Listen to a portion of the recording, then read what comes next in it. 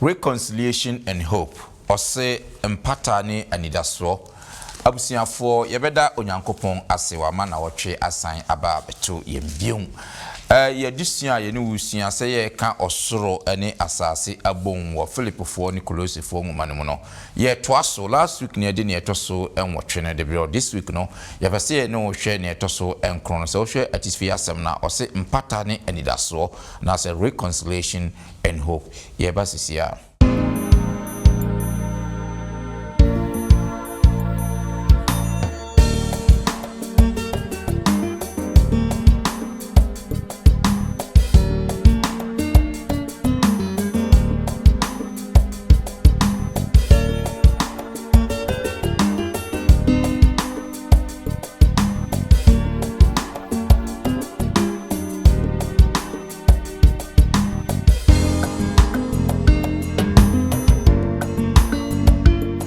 se onye onyankopon aka na on qualify se oboba bi wo na wate yenkwa oguso hwehwe ye nyina mako ebisa yense ehe na yewo oi bugiase na onse ya bi ebisi to ehye to ye de na de ehyehyem ene ye de ku foundation se de be ye da na nye de be ye de enipa ne bebre ebi ase me friend reconciliation mainly there your friend mediation. Amande she abusiafo adofo no mo amutie mo amohwe nyinara ye de nchiasonko nam ye ngaje ngopa Yesu Kristo so ede ebre mu nyinara ye beda mo asesonko kwan so se de birada nso mo de mo fidie ede to hase ma ye ne mo ye sa adisua se na midi kan ye duru adisua etoso enkron ose mpata ne anidaso maboafo no aye krado enche bia meyi omo de akyere mo batma yenkutie anwum enfri Golden Gate for home races ya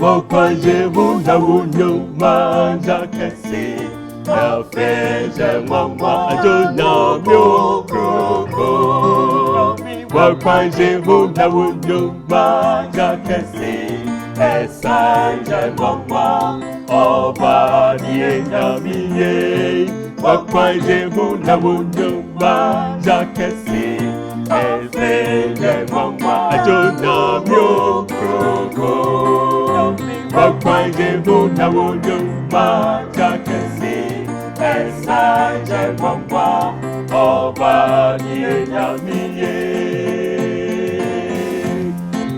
Wakwaje bunda wunyo manja kese afeje mama adona myo kroko Wakwaje bunda wunyo manja kese esanje mama Oba die nyamiye sengeshe oso asasine munye mahorwa unyame wosaja wanganije kotopo afeije sorebo naje kase nyame moje kesi sengeshe oso asasine Munye mahorwa unyame wosaja wanganije kotopo afeije sorebo naje kase nyame moje kesi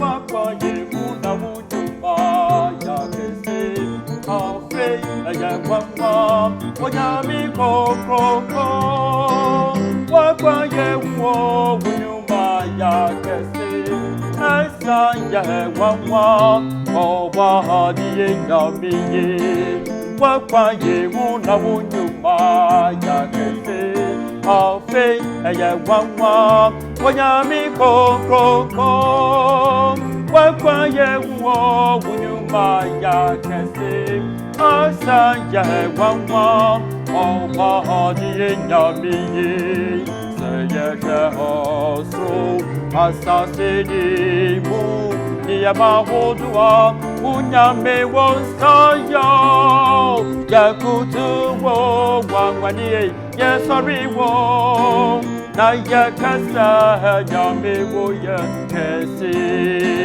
Seye Hoso, Asasini, Yamahodua, Unyame Wonsaya, Yakutu wo, Yesari wo, Nayakasa, Yame wo, Yakesi.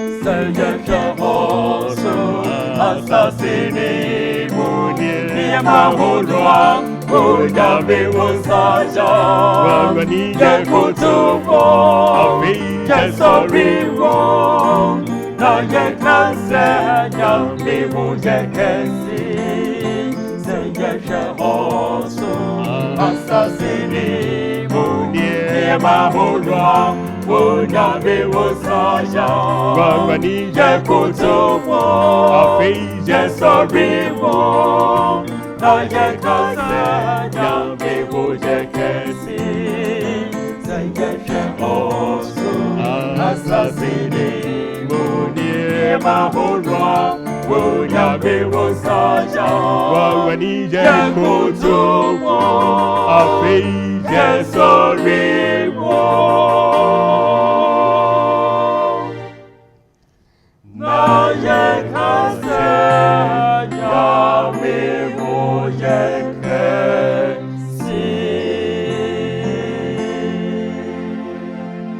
Yeda Golden Gate for ase enyuma omode abedi edition animo amaye ansana meyi ma boafo yi achem no ma memfa asede modern emfama 3ABN Ghana TV and Hope TV Ghana sa adwuma ko mienu ya fa TV adwuma de atwom so nyomo ya ne se omobo nyankopon asem ho edawuro enti sene de biara ye kana se wo mo bia pese de boasa adwuma ko ya esrew obo se won number eda yemfoni nani fana frɛ ebia na won so kwan a won so befa so ama nyankopon asem na atimi atra ko wiase afana enyina no obi beje wo so na kakra bia no watimi de aboa ma asem no atimi akọ wiase afana enyinara ma wie ni sa na me sa kanfo ma sese ne ene de di kan a wo hwe wo YouTube be so subscribe to your channel no wia na sa de wonsan mia adoma no so na chese yesa video ya won so won sabe ka be wo saka bia na so awo so akwakoma obi ma wie ni sa de na me ba efiase na boafo a mo ba be boa me de addition abrem no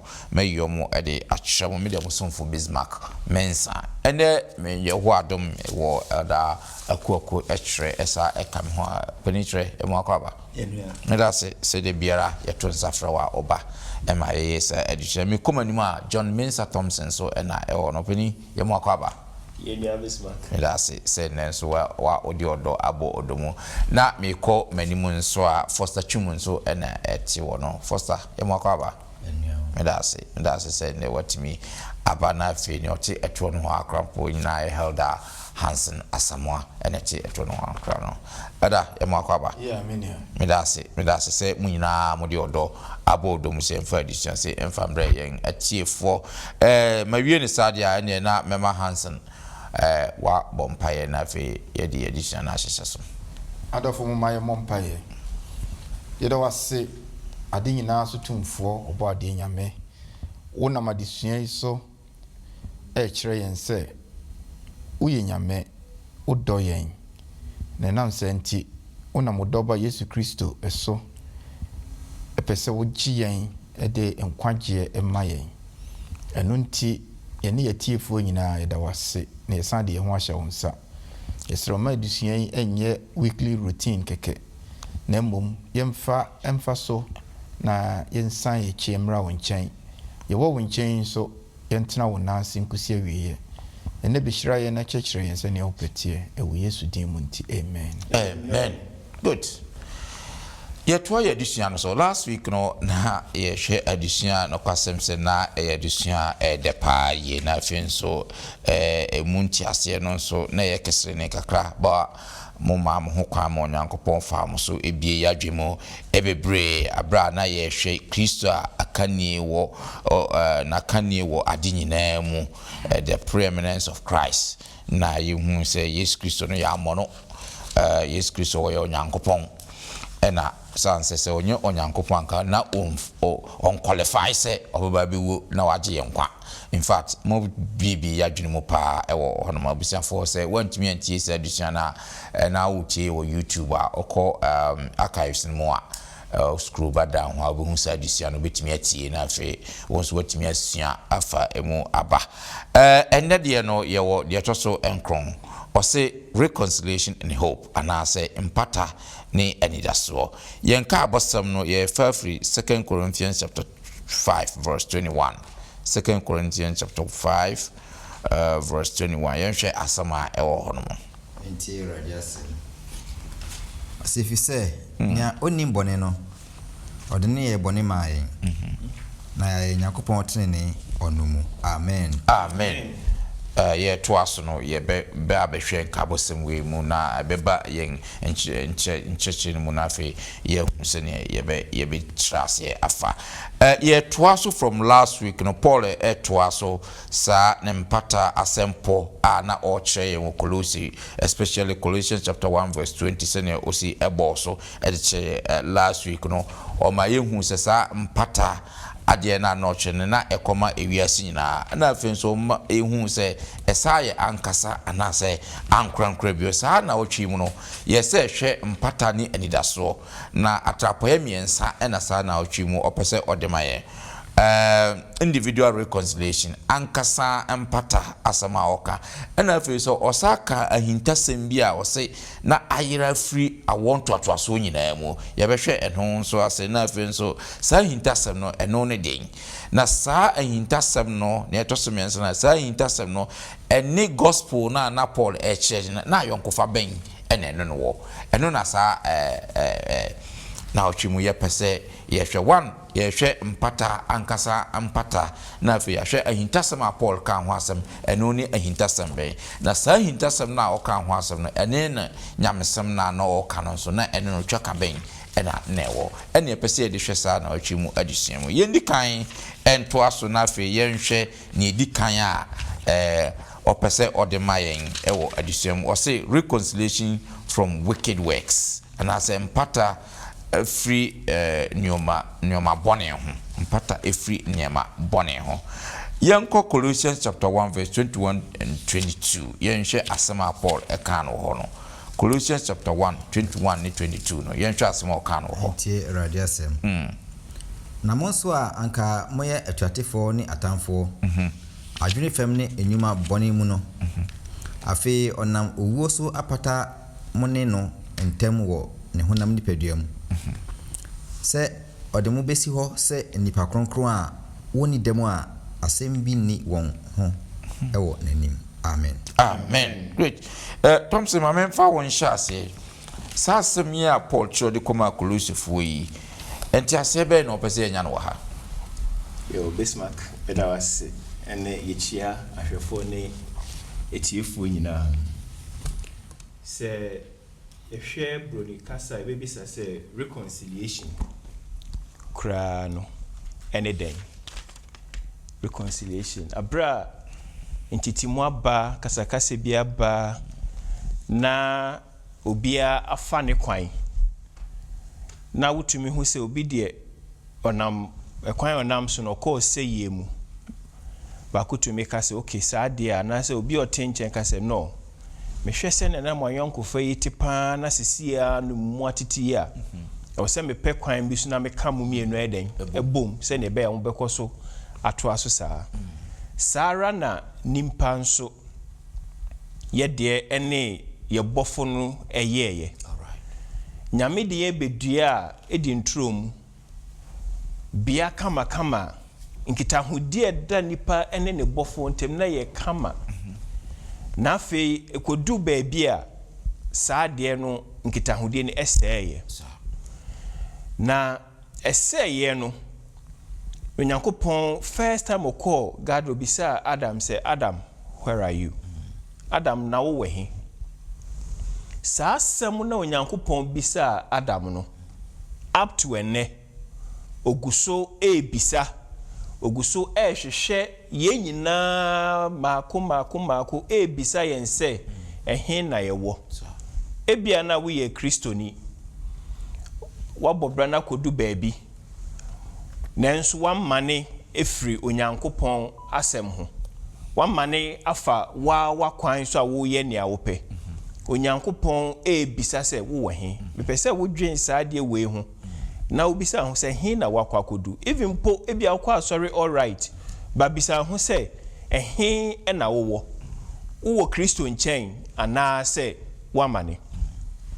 Story bi ɛsɛ akwada bi na ɔkɔkyeche enoma ɛna ɔde wɔn gu cage na ɔsɔfo bi hu no bisa sɛ na enoma ɛhe na wode kɔ ɔsɛ o we mepɛ sɛ wɔn ɛto nnwom ɛma me na ɔsɛ nti so wɔn to nnwom ma wo wie a ɛdɛn na besi ɔsɛ wɔn to nnwom no wie a feed them to my cats. Na nnoma no kra wɔn ayɛ old wɔn ntumi ɛnto nnwom a wɔn pɛ sɛ wɔn ɛto. Ɛna ɔsɔfo no sɛ okay then I'll make a deal with you. Saa deɛ a metua sike bi ama na magye cage no ɛne nnoma no nyinaa. Ɔsɛ na nnoma sɛ be mfa so bia ɛni wɔn so no ɛna wo tɔyi. Sɔfo no sɛ wo deɛ mɛtɔ. Ɛna sɔfo no ɛtɔɛ. Na sɛ wo hwɛ ne esi yɛ a yɛn nipa ne ayɛ te sɛ nnoma no. Yɛayɛ mɔbɔ enidaso bia ɛni hɔ ɛma yɛn. Nanso Kristo ɛde ne mogya abegyina hɔ ma ɔsɔfo ne sɛ enidaso asa amamodie. Nanso mede me mogya bɛtwa metwitwa ayɛden agye mu. Enti Onyankopɔn ɛyɛ han ɛna na yɛn nipa yɛsa sɛ ayɛ bɔne nti yɛyɛ darkness. Na obia so a onni Onyankopɔn afa bia Onyankopɔn atamfo. Enti na yɛ atamfo a ne ato yɛn ne sɛ ɔsɛyɛ ɛna fata yɛn. Nanso Kristo hu sɛ wabɔ yɛn deɛ a ɛsɛ ɔde ne mogya no ɛbɛgye yɛn sɛ ne ɛbɛyɛ a the original purpose original plan na Nyame de to hɔ no san hyehyɛ ne bɛyɛ den ɛbɛbɛm. Nti enidasoɔ ɛnsa ɛma obia na yɛ ana Kristofo ɛkwan yɛfa so ɛkyerɛkyerɛ ɔgye a Kristo ɛde agye yɛn no ɛtɔda na ɛyɛ abstract kakra.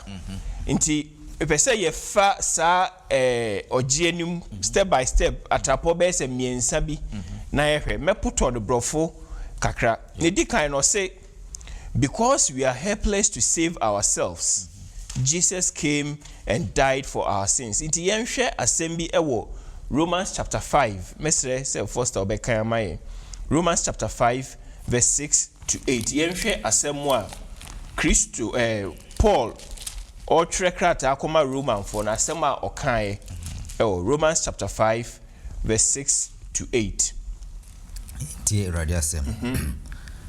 Da so yɛmmerɛ no brɛ asɛm no Kristo wu ma adebɔneyɛfoɔ abusuafoɔ na ɛbɛyɛ den sɛ obi bɛwu ama nea ɔyɛ nipa trenee mpo na nea ɔyɛ onipa pa no deɛ ebia obi bɛsi ne bo sɛ obɛwu ama no.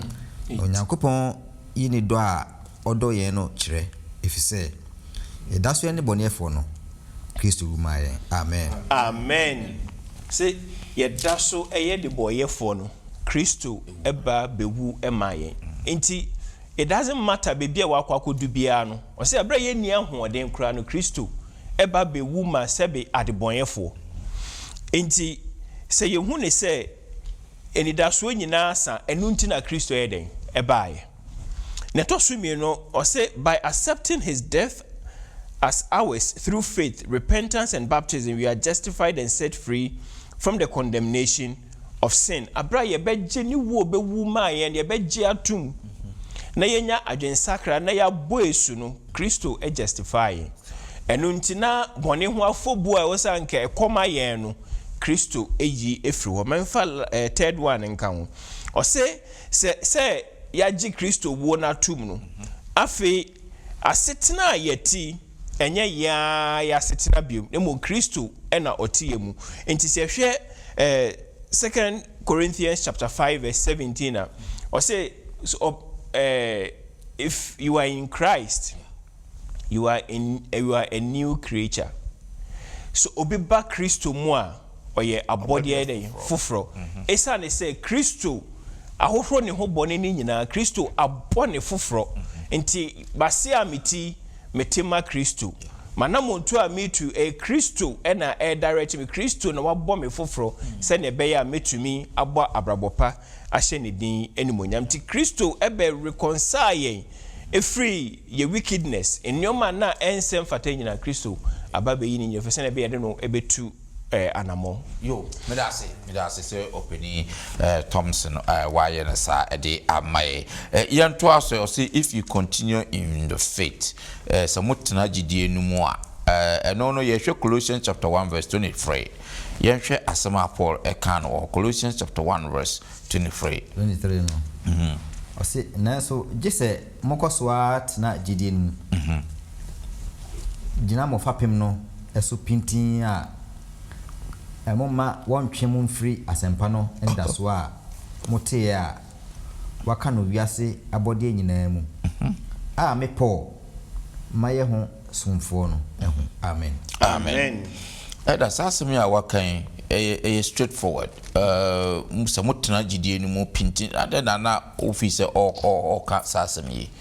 Paul's concern was say obegu aba no na nso aba ne die nyina no na Paul mne bia obi one ne be bo nkita ho oni ne be nya nkita ho die fa Kristo ho bia no Paul hye no den se on toaso na on kunko enkai kind of statement was I press towards the mark. Yes. Now how do we press towards the mark?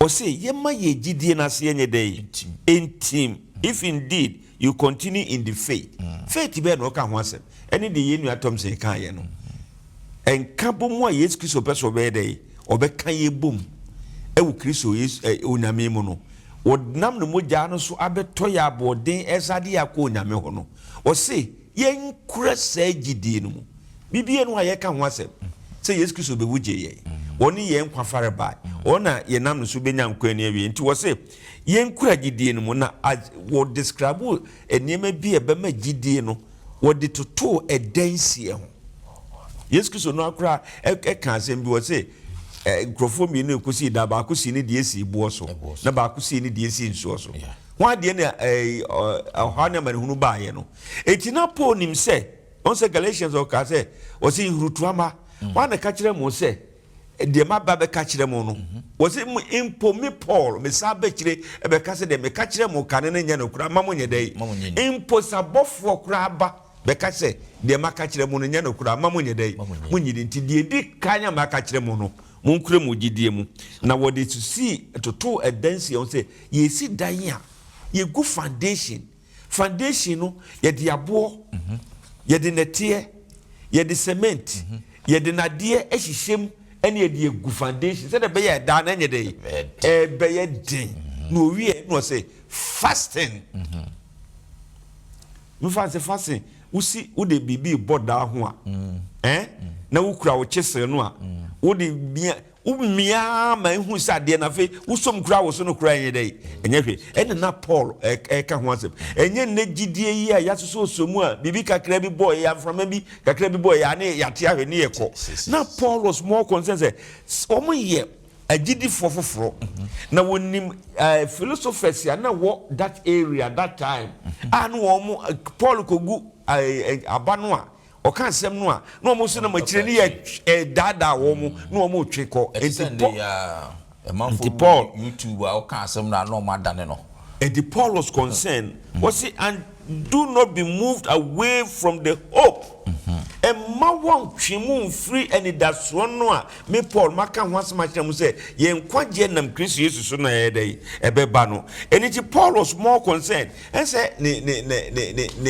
ne ba Timothy so o kan ho asem o say Emma wo mu fa ye nyansa ne enim de me dada science falsely so called science is mu enyansafo etumi no was entimi no nyankopon asem no nyedai eni asie was the word grander refers to having laid a solid foundation of faith and love based on God's word eninti ade a ebema yetimi agina kese pa no eni se yebenya odo ama onyame asem na ye kenka onyame asem and was it related to this idea is the Greek word translated steadfast referring to an unmovable structure adie bia wontimi nyedai move gise nyame nko na betimi move no and Paul edited to him say omuma wo mugidie no enye sa nti wo say se mutua so wo sa agidie mu na mu gina penti na mo obi amfa na ada me wo so mu a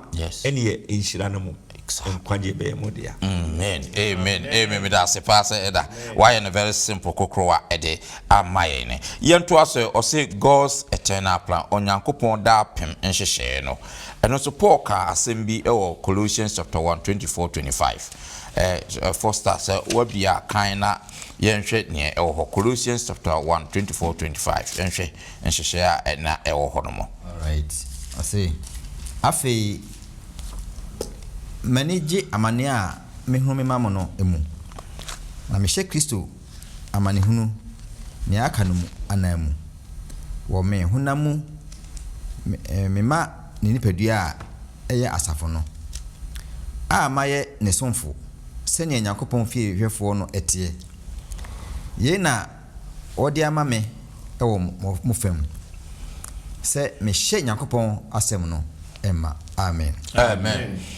Obedience, yen share senior Paul ekansa same way or has say in terms of God's eternal plan, and as when Yankopon da pem share ne dear Paul ekano first Colossians chapter 1:24-25 yeah.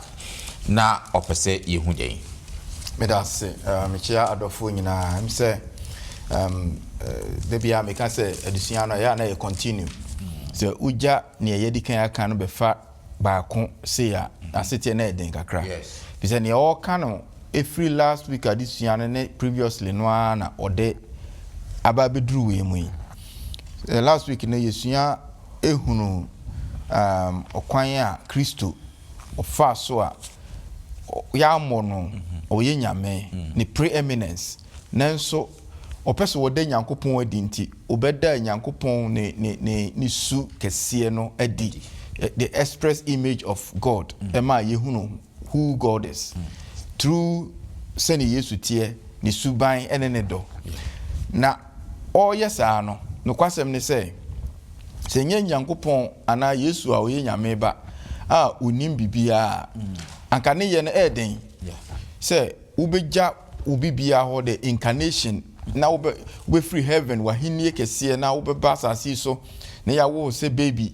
abefa ni pasu aye no ma hodo wa mako technology time nsumpo na yakase bi kra anka at least no adwuma no be easy kakra ma no ko tie ya nanka oti YouTube nanka we die oba at a time wa nothing like that so won nante na so but ni nyina no wonam na wo ye no there was a bigger picture you see so okay no for the sake of or how kakra na Yesu obefamu a anka ontimi nyenkowie but we had the bigger picture of nkwaje a opese wo de brayen eti san nkwaje no ebini ne ye kan say reconciliation and hope nti me dey say Minia Thompson explaining what reconciliation is about maguma me no I do a lot of reconciliation now most often than not about antisocial behavior dispute between neighbors of housing association say o ne omo kasa for reconciliation ti say ye de no ebe hye ne Yankopon pese ye the bigger picture no mu a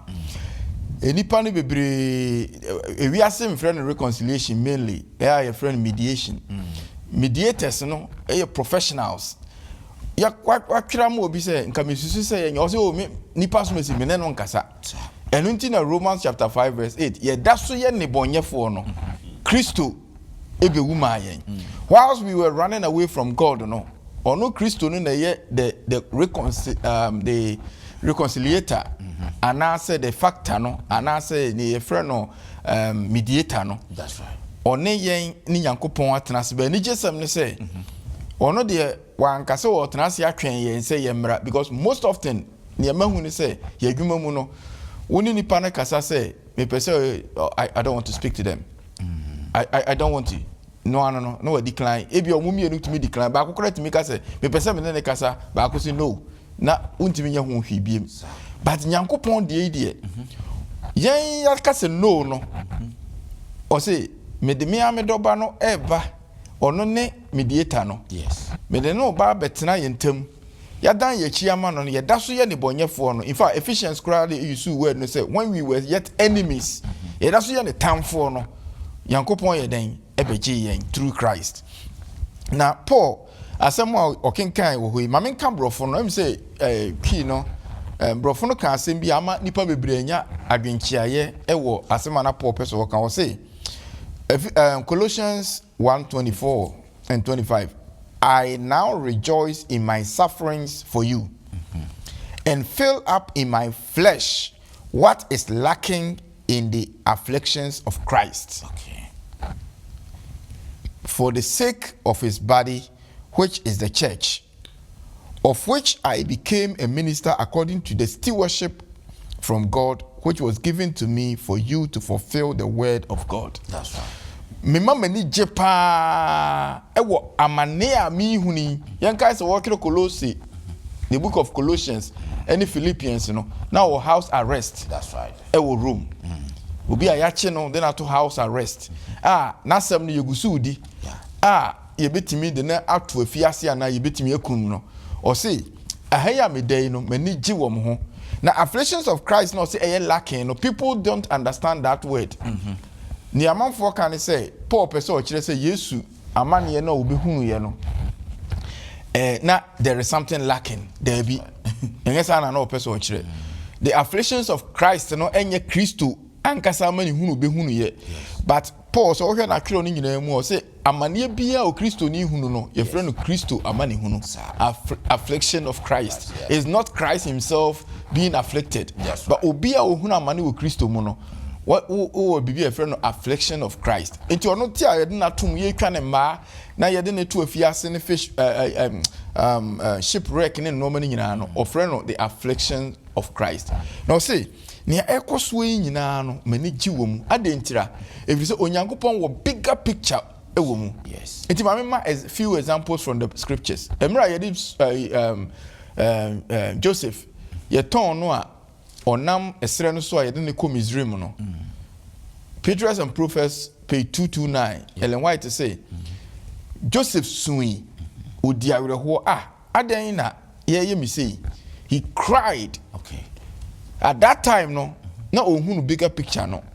Na nadwen nyina ne say ni nua no matan no ohunu na busuafo biem adenti na menye mobone na moye me say. But akire ya onyame ede ne famu a be ye prime minister no. And who bigger picture and say mamunsu. If any nyanum so besu. Was mamu yire on mamunsu. If he say onyame pe enti no ye den odi me di kan. Say me preserve a nation. Na eno ase ena ma Yesu bae. Ruth, yenim Ruth abakosem. What happened in the book of Ruth no? Ruth ne no ye ni nyina no a ofri Moab eba nyina no. Oka ni wo me ho no. Na onim say the great grandson eba be Christo. So the bigger picture and say Yesu ampa wa be reconcile wa ba be gi yen eya na ebi mu bisa question say munyankopon no mu si Yesu aba be yi bone ho ade na bone koso obisi wa ba be gi mu de a ade na wuhunu amane na Yesu no o meji mu mfiri amane hunu no mu. But ne esese yeti ase ne say bibia nyame de ye fam just from Genesis to Revelation any yen bi so no.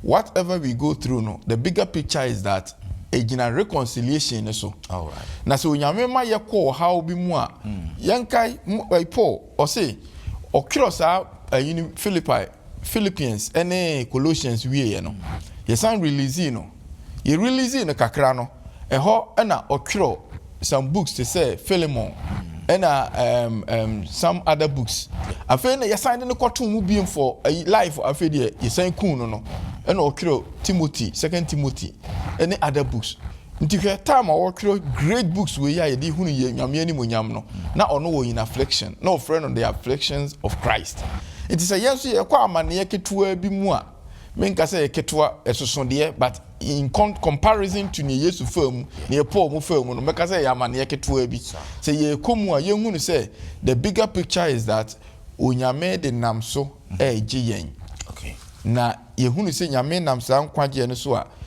ne medi twa to no sɛ in the book of Romans no Paul say nkwagye nyame de brɛ yɛn animonyam nyame de bɛhyɛ yɛn ahincha a wɔde brɛ yɛn no we cannot compare what we go through. All right. Yɛntimi mfa bibia yɛkɔ mu no ɛntoto ho da owuo sikasɛm amanneɛ awaresɛm yadeɛ ehia nkratasɛm whatever you think of no animonyam a Kristo de brɛ yɛn in the end no ɔsi ne yɛafa mu bia ma no yɛntimi mfa ntoto ho da ɛno na ɔsi the bigger picture nti yɛne me na mu a minim sɛ daakye bi no sɛ mefa mu no kura mu ekura mu sɛ ne ayɛda kyerɛ ka sɛ yɛnkura gidie mu to the end na me kura mu to the end I will get that reward and that is why Christ is reconciling for us. Medase onyankopon enhira Penny Hansen wa to bo acheche mu pa e de amayen ye to aso na afi ya hwe I think say me di cambo so now was the mystery of God revealed wada onyankopon ahintasem adi. Now yenko Colossians chapter 1 26 and 27 no yenhwe sene Paul eka na asem ye wi a be ba hwe Ephesians chapter 1 7 to 10 na fe ahwe ne about Ephesians chapter 3 to 6 and so. And first of all yenhwe Colossians chapter 1 26 27 no. Right. I say ahunta semna every wiase bre any I want to so no so huntae no. Afi we no adi akire anahotefo. Onyankopon pese oma ohunu ehuntasem yi animonyam ahunya amanama mu. Ani Kristo a owo mu no. Animonyam ndaso no. Amen. Amen.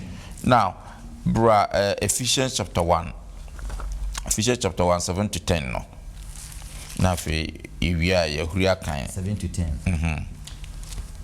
I say ono amu na yenya oje a enam ni mogya so a ene mfomso fache no wo nadom bebree mu o ma no bro so ma yen wo nyansa ene nimdie nyina mu o ma yehunu ne pe ehuntasem senya nani eso a eye ne timbo no etie o de kire se ebre eredu se obeka enoma nyina bom bio Kristo mu me kire nia ewo soro ne nia ewo asase no nyina. Amen. Amen. Great. Say Ephesians 1:3 to 6 no. Se onam adie so ma me hu ahuntasem no se nia ma kire nutiawa mu dada no se mokenkan a modi mobehunu ntiase a mewo Kristo ahuntasem no ehu a want to aso bi mu wa ma anipa ma ehunu senya we no adi na sen akire na soma fo ene adi fo kronkron e wo honam mu se amanaman mu fo enso enam asempa no so ye yonko adedifo ene anipa dua ekro no a ene ne bohye no enwo fafafo bi Kristo Yesu mu. Amen. Amen. Good. Pastor, yan show mystery of God revealed. Ahintasam ben ena na oka wasem wa hai. Okay. I'm say ahintasam na Paul eka e wa ha no. Ahintasam a nyame e dia asie didada asakra na obo wiase. So ana afi ebreso ye no oda na di na ma kenkasem no ami ehu se o bo wiase no na onim se ebia bibi ebesi nti wo nhyehyɛ to ho nti nhyehyɛ mu no ana ebre no wie du no oda na di enam ne ba Yesu Kristo so na ansa na no ona na di no na enam nsankyerɛnne bi so a ɔkyerɛ nya ebebe mu no ɛno nti no saa nsankyerɛnne no wa ubegyedi no na kyerɛ sɛ o saa nkwagye no wonyini a na kyerɛ sɛ woni saa nkwagye no na ɔnam saa hintasɛm no so ɛka yɛne no asa bombio ɛsan sɛ nokora bi ɛyeraeɛ nti yɛne ne tete mu ana ɔyɛ sans ɛnhyɛ no ɛno nti Paul ɛmi ehu ne sɛ ɔde Yesu Kristo ne mamu no albaye no kyerɛ sɛ ne nkwagye a ɔbɛgye edipa ɔnam nabrabɔ na wo so nabrabɔ ne wuo ɛne ne sɔreɛ so ana ɔne aka abo nti obi bia ɔmo gye ndidie no ɔmo a na ɛwɔ hɔ a Yesu Kristo baeɛ no anasɛ ahintasɛm na ɛnam Yesu Kristo so ɔno ne ahintasɛm no na afei na wafufile through Yesu Kristo nti ɔbaeɛ no sɛnea na wɔn a ɛnyinie nam mogya ɛmoakum so ɛne ade no saa pɛpɛpɛ na Yesu Kristo baeɛ a wɔn so ɔmo anya ni ɛno nti Paul mi ehu sɛ nti akenkasɛm na yɛkankaeɛ no Efeso no ɔnam yɛhu aspect of sorry mystery no anasa salvation na ɔnam ne mogya ɛso agye bɔne nti ɔde ɔagye good ana afei nso ɔde yɛn fom so akyɛ ana waka yɛne no abom nti baako no ana afei waka yɛn abom no wɔn a nyɛ no ɛnɛ ɔnam na difo so ɛhyɛ ho nkɔm Isaiah hyɛ ho nkɔm sɛ ɔbɛwɔ babani na watunde Emmanuel ɔno na ɔbɛgye ne man so nti adifo no a ɛkenkaeɛ no ɛnɛ yɛn so adayɛdi ɛwɔ trɔsɛ mu yɛn so yɛkenkan na yɛgye ne di na yɛte ase a yɛn so yɛbɛyɛ part of salvation bi nti wohwɛ owie na adwuma no wohwɛ mpabɔ a ɔbɔyɛ John 17 na mpɛsɛ yɛnkan kakra John 17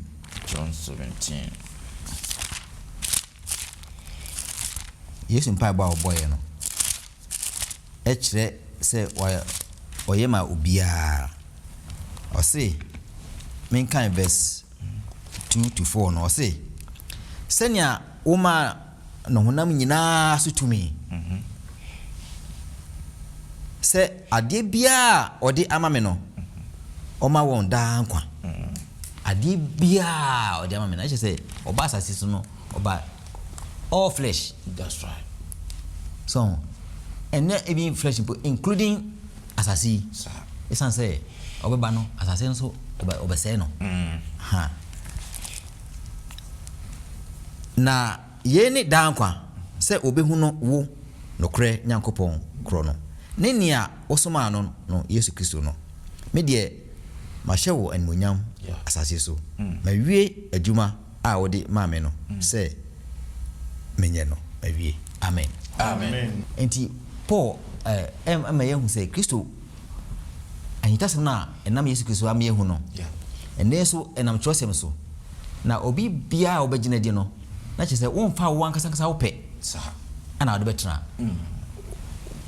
wa submit to Kristo ana ɔno ankasa direct o ɛwɔ saa bɔne wiase mu na akɔwie ɔne Onyankopɔn ɛsan sɛ ɔka ɔne Onyankopɔn ɛdɛn abo ɔka me so me ne Onyankopɔn ɛdɛn abo ɛno nso ɛsan sɛ magyina di no ɛnyɛ me pɛ bio ɔno na direct me to Onyankopɔn ɛno nti no Paul adwisa no yɛ kyerɛ sɛ Kristo a ɔwɔ yɛ mu no ɛkyerɛ sɛ yɛnam gyidie so ɛte akoma nim ɔho Kristo yɛnam gyidie so na ɔbɛtena akoma mu nti akoma mu na ɔte no ɛsɛ sɛ yɛma yɛn ho kwan na ɔno ɛdirect yɛn ɛkɔduru ɔsoro nti bra yɛwɔ asase so a ɔbɛtena mu no yɛnya tasty heaven all right so yetesi intino obia o Kristo mu gidi bia no bo se na brabo yesronko ohun heaven say sombo esi asase so enti onye asase so nema obeye osoro nema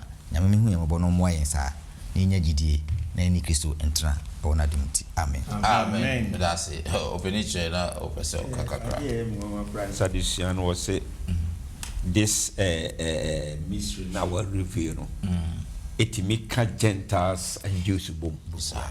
One of the greatest things we say that there was no connection between the Jews and the Gentiles. Yeah. Then some rag the gospel no buy the mystery na is Christ no be done it no. Was say gospel na be cancel o mu nyina bom. Na de ba ko so e me de parents was say we will study about this gospel. This salvation history throughout eternity. That's right. Throughout.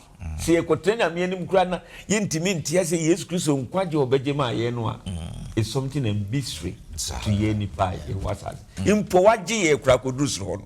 So it will be a mystery for us. That's right. Great. Yen to aso enough yen sorry yen addition so the power of the gospel when it last set of discussions ebe also the asempano to me yen share Paul Trakuma Colossians no chapter 1 28 and 29 no yen share the focus the botaya or the church asem way Colossians 1 28 29 say ono na ye kan ho asem ye kasa kire onipa bia na ye kire onipa bia nyansa nyina mu se ye de onipa bia besi ho pepepe Kristo mu eno so na meye adwuma mebre na midi aprepre senya na hoodin adwuma oye no ni mu no etumi so te etie no amen you Thompson you share your final discussion is that some way die na Paul person o kan wo ha me da say hwe Paul ne dwumedi obedi ye nyina ono no ode ne ho ba afore ema Kristo enti no ye bia no ni nyina ejina Kristo so at a point ono to me who say we di Kristo echi ye why do be went say okopa no makon wi America no metuwi aka say menya nkwa botire na Kristo ba asasi so na ade ba ko ana esi nene so pa ene se obeka ni pe nyina abom enti Paul etre ewo Ephesians chapter 5 verse 27 me poto or say the purpose of Christ's sacrifice is that he might present her the church to himself a glorious church not having spot or wrinkle or any such thing but that she should be holy and without blemish. That's right. Kristo na foreboni nyina ne say obetwe ni pe nyina aba ne nchen a enkekaye eni efibiara eni obibia eho na Paul hu saa no nti Paul na ne ye nyina say he will preach Christ and Christ alone nti o say to the Jew no it's a stumbling block and to the Greeks is foolishness it's an say no mo ntiase but on the no ne nyina the crucified Christ and no born who they rule. Inti Paul so ne oyeye no was in line with near Christo ne purpose into the basasi so ye kan wo Colossians chapter 1 verse 28. Yes. Ne de ne say obeka asem no akire obibia obekire afi no wa wone obibia sene ebeye a ye nyina ye be mature ewo Kristo mu. Inti yenhwe 2 Thessalonians chapter 2 verse 15 yenhwe asema na Paul eka ne nkyerɛkyerɛ na ɔkyerɛ no yenhwe ne afutu odema Thessalonians no or say therefore brethren stand fast and hold the traditions which you were taught whether by word or our epistle. That's right. Nkyerɛkyerɛ na ɔde ama wɔn no ɔhyɛ wɔn den sɛ wɔn yɛ den wɔn nkurem sɛnea ɔde n'ano aka wo sɛnea watwerɛ ama wɔn mu nso saa nkyerɛkyerɛ nim na Paul susuro so sɛ nimpa binom de nkyerɛkyerɛ bɔne ɛbɛkɔ akɔfra nea waka ni nti otu wɔn mofo so Romans chapter 16 verse 17 na otu Roman for no fo. Or say, now I urge you, brethren, note those who cause divisions and offenses contrary to the doctrine which you learned, and avoid them. Ebimo de mpapemu eneba nti no obo mo kokko se sankrofo mo hwe wo mo na mo ntwe mo ho emfiri wo mo esane se oye kokobo ene nkyerɛkyerɛ ena na ode ma wo mo ana etie no den se na be mo nyina betumi amacho sabio se wo ba tan na wo a wo ba ehya ase se o tenase na we ni age embe onyi na wahya ase na ogina na wahya na owia na wasɔre na wonse na weni age afa bedu baby na oba na so so kɔware na ɔde ne kɔma ware ana so kɔgye aware den ama no ebeka say a natural course of life sa na was a Kristo som no so eye e was say ya ba Kristo mu no yesu so yigidie so but edu baby e was say yenyi ne hu say yenyi e wo Kristo mu na se betumi enyi wo Kristo mu a na ejina nasem a yebesua nasem a yebekan. Now there was this story bia say Sabbath no de maye sababa we bi opese okoware onya ne ho keni opese okoware na Elizabeth ena na wo say wo mo empene ba ababa wa no koso ene oware bema no na eno de rift kese beto Elizabeth ene na wo no entem. That's right. No, yes, say every week biano or betre krata, sa time na krata train ho. Almost every week betre krata dia koma na wofo no. Ni nyina ne say opese reconciliation eden eba. Okoso twerɛ ye nto say after 10 years. Eno nya parcel kakra kem no say na parcel we die free hin. Okobie mu an krata na otwerema na wofo no. And no more abu no no more sending in back to her. One kind back, but woman be a cry, and she said, then I abano or a tray was adian. Or Trefone says, sir, and someone now, my many train a bear literature, dear, ye ditch them crow for adian. Sir, in Kratan, a ye tres some young coupon atra maye. Enti se me pese me ne Nyankopon reconcile me hu Nyankopon trimu po a e se me kan ne trese e se me sua isa se no e na watwra man eno na nkwaje nhihye ni nyina wom e na Kristo wom e na bibia wasase su bia obenya ho asem eden e wom but eno nso na yenso ya atumi eno na yenso ya di atohoi enti aduso ya twi adwen sisu se there's power in the gospel. That's right. Yenko back to Yesu Kristo ne na wo na brabo ni wo ne wusɔre ne nkwaje nhye nyame yeto ho de agye ye no yen konkosua no beboa yen ema yehu Nyankopɔn trimupo na arawosem so ne se false doctrines and false teachers ababefra enu nti asem no mafa nia papa kakra na ewo mu no nom de bone na aden atare ho nti there's a little bit of truth demom atro no ena edoso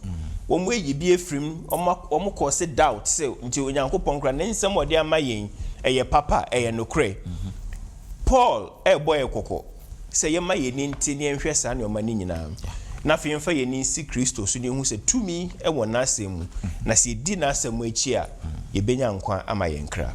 Amen. Say abusan for yemre no aso ye de edition ebesi ahase medam ase se ye to nsafrem o maba na ye de edition se di ama yen achiefo next week ye de edition to su edu na ye de ebebromo babia obia no ambrase musi utwase na Hansons and Shasso mai